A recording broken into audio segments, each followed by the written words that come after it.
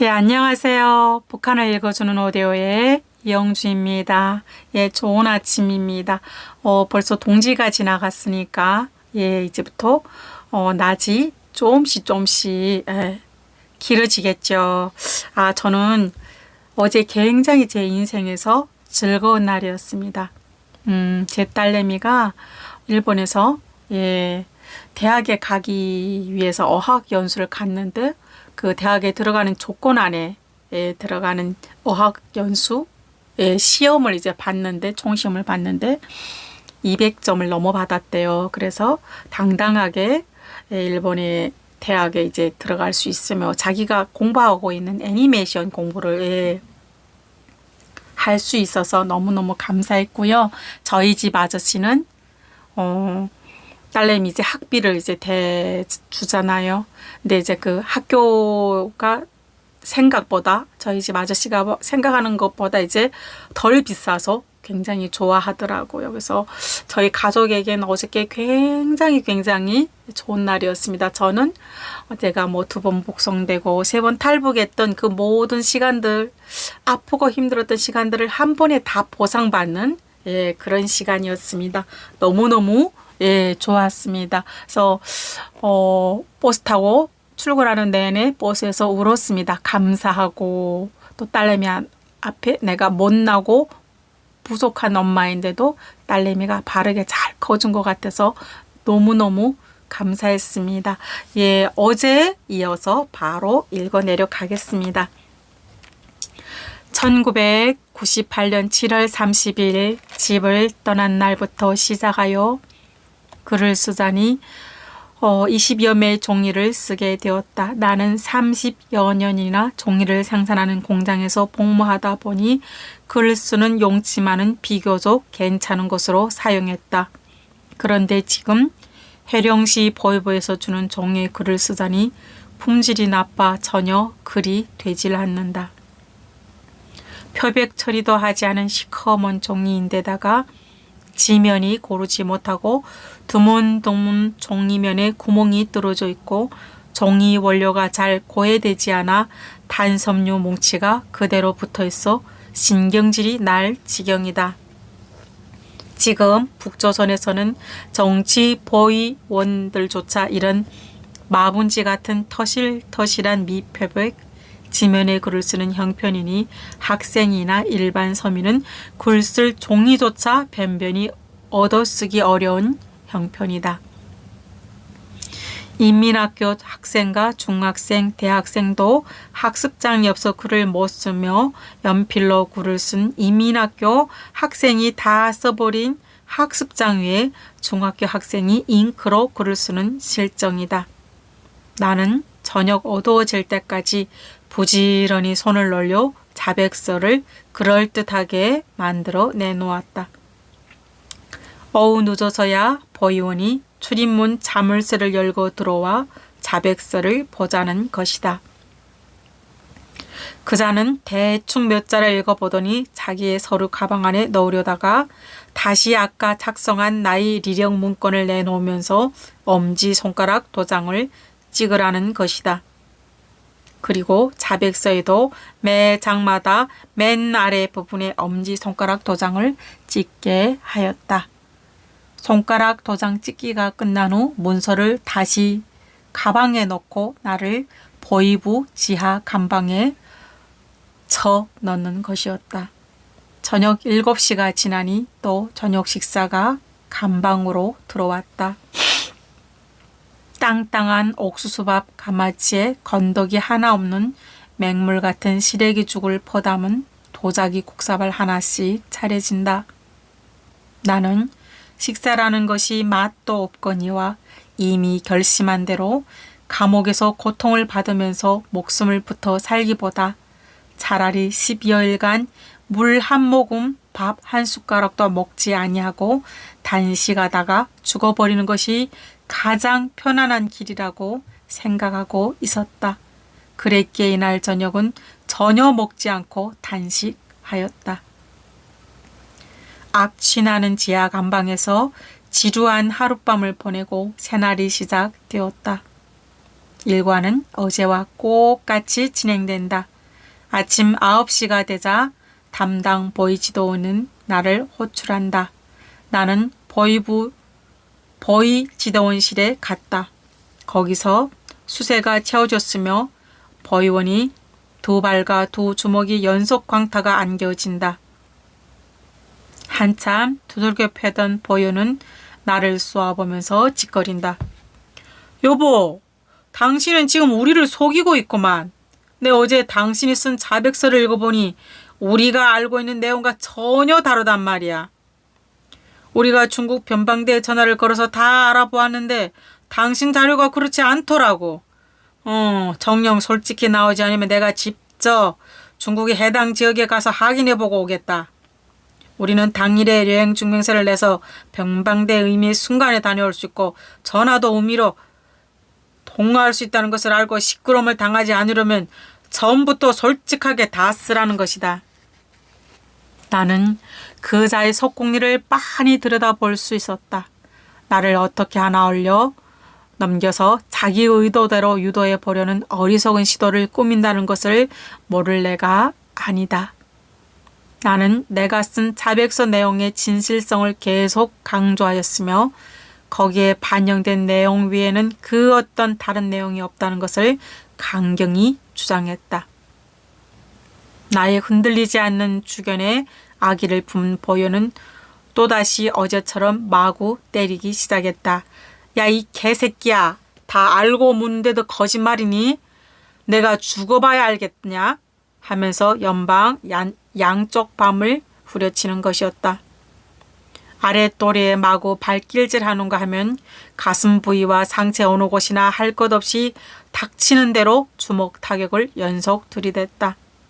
한참이나 주먹질하더니 또 나무 몽둥이로 머리 부위부터 상체 하체 할 것 없이 아무데나 닥치는 대로 방망이질을 하고서는 조용히 지더니 다시 20여枚 규격지하 원조피를 꺼내주면서 자백서를 다시 쓰라는 것이다.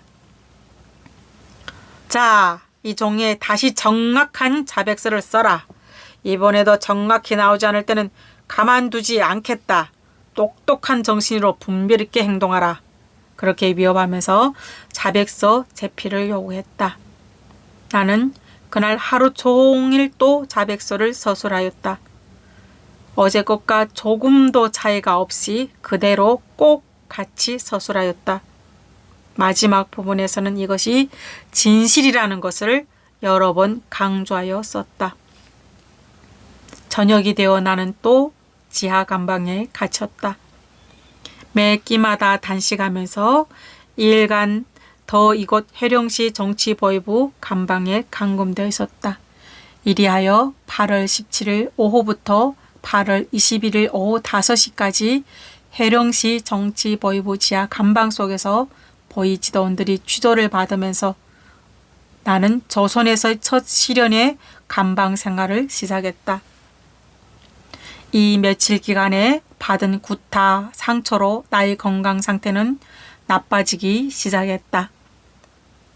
그러면서 프롤레타리아 독재 정권의 비인간적 전행에 대해 깊은 이해가 이루어졌다. 그들이 인권, 유린, 인권 침해상을 직접 체험으로 이해할 수 있었다.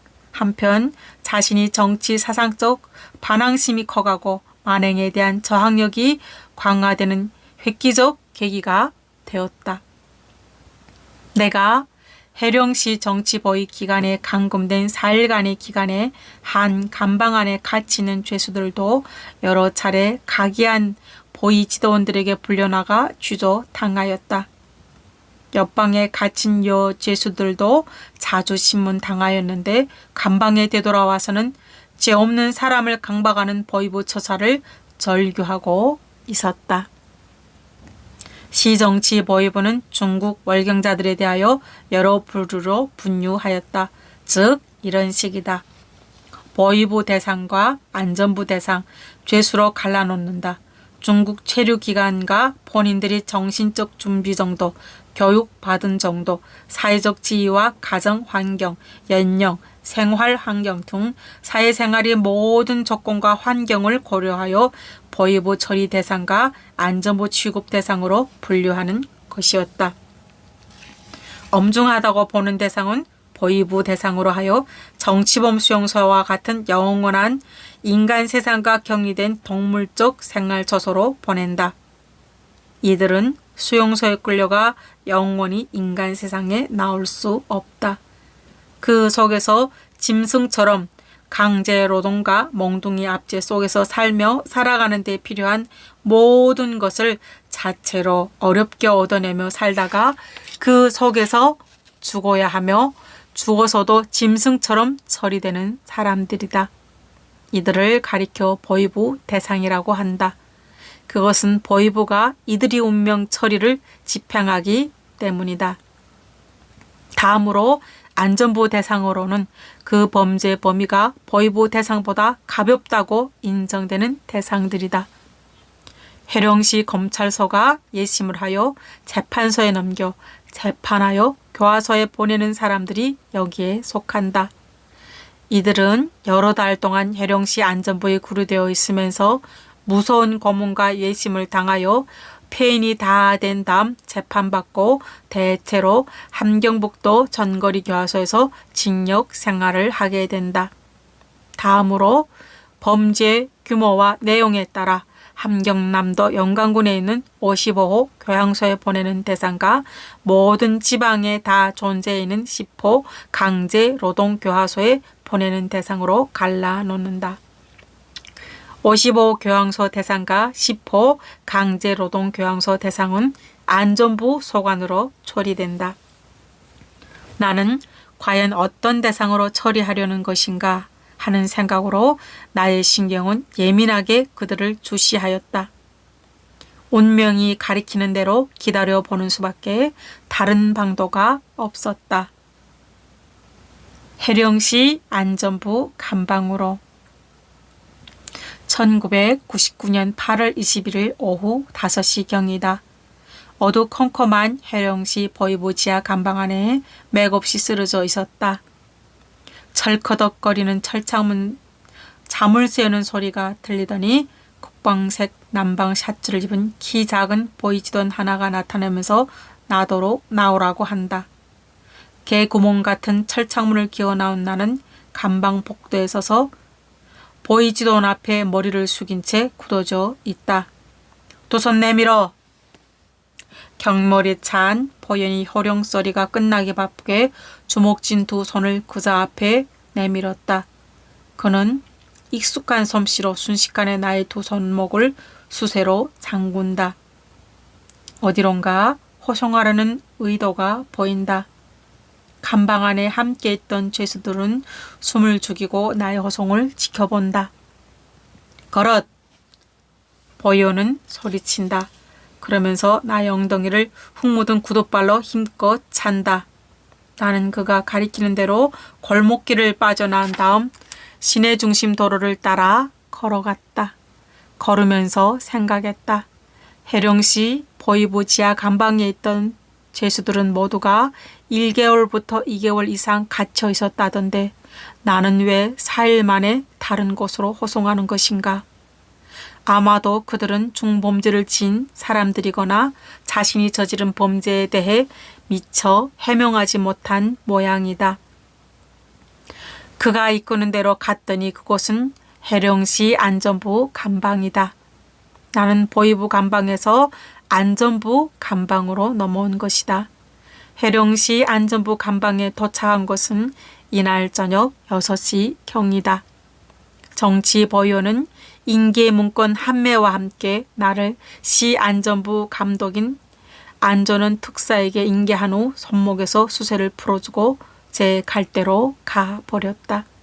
30대 나의 젊은 안전원 특사는 나를 데리고 안전부 감방 입구에 달린 조그만 방으로 가더니 두툼한 장부책을 꺼내놓고 나의 이름과 성별, 연령, 당별, 직장, 거주지 등을 기록한다. 그리고 그 장부책에 나의 손가락 도장을 찍게 한다. 이 일이 끝나자 특사는 장부책을 제 자리에 꽂은 후 나더러 한 발 물러서서 차렷 자세를 취하라고 한다. 금시까지 상냥하게 보이던 젊은 특사는 나와 마주서더니 불의에 사나워지면서 말한다. 야, 이놈아! 중국에 가 있는 동안 좋았댔지? 하더니 나의 두 뺨을 사정없이 후려 갈겨댔다. 눈에 불이 번쩍 일어나는 감을 느꼈다. 나는 나도 모르게 앗! 하고 비명을 질렀다. 야, 이 새끼야, 옷을 몽땅 벗어라. 삿대질하며 우르렁거리는 그의 광기는 이만저만이 아니었다. 죄수를 다루는 감독놈들은 다 수인을 이렇게 맞이하는가 보다 하고 생각하면서 그가 시키는 대로 웃옷부터 하나하나 벗기 시작했다. 맨 처음 와이셔츠를 벗고 그 다음 춘추 네이와 런닝거를 벗었다. 계속하여 아랫바지와 속에 입은 잠옷바지를 벗고 제 자리에 곧게 서 있었다. 마주 서 있던 안전부 특사놈은 눈알을 부라리면서 소리쳤다. 야, 이 새끼야, 빤스까지 몽땅 벗으란 말이야. 또 한 대 후려친다. 나는 속옷까지 다 벗어놓고 순수 알 몸뚱이로 특사놈과 마주보고 서서 두 손바닥으로 아래 중심부를 가린 채 섰다. 신발과 양말도 다 벗어버렸다. 놈은 나더러 두 손을 머리 위로 높이 쳐들라고 하였다. 뒤로 돌아! 벽에 붙어서 무릎 꿇고 앉아! 군대식 명령조로 호령한다. 나는 완전 나체 상태로 두 손을 하늘 높이 쳐들고 벽을 향해 콘크리트 바닥 위에 무릎 꿇고 앉았다. 예, 여기까지 읽었습니다. 기가 차죠. 이것이 북한 현실입니다. 제가 북한을 읽지 않을래야 읽지 않을 수 없는 상황. 아직도 북한에서는 계속 이런 일들이 벌어지고 있는 것입니다. 인권이란 말은 북한에 아예 없습니다. 예, 여러분 오늘도 함께 하여 주셔서 너무나도 고맙고 감사합니다. 안녕히 계십시오. 이영주였습니다.